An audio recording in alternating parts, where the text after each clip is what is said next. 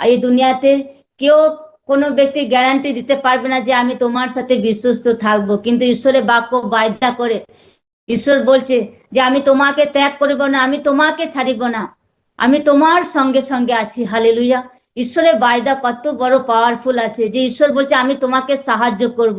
যখন তুমি রোগে পড়বে, যখন তুমি পরীক্ষায় পড়বে, যখন তুমি চ্যালেঞ্জের মধ্যে পড়বে, যখন তোমার জীবনে দুঃখের দিন আসবে, সেই টাইমে তুমি আমার কাছে দোহাইকে চাইবে, আমাকে ডাকবে, আমি তোমাকে উত্তর দেব, আর আমি তোমাকে উদ্ধার করবো, গৌরবান্বিত করিব। মানে গৌরব, ঈশ্বরের মহিমা আপনার জীবনে দেখাবে প্রভু যীশু খ্রিস্টের নামে।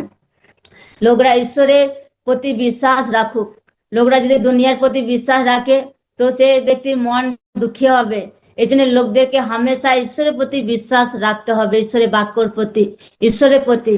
লোকরা যদি দুনিয়ার প্রতি বিশ্বাস রাখে তো দুনিয়ার লোক তাকে ধোকা দিতে পারে, ঠকাতে পারে, দুনিয়ার লোক তার সাথে খারাপ ব্যবহার করতে পারে, কিন্তু বাইবেল বলছে যে ঈশ্বর কাউকে ধোকা দেয় না, ঈশ্বর কাউকে ত্যাগ করে না, ঈশ্বর বিশ্বস্ত ঈশ্বর আছে। সকলে বলুক আমেন।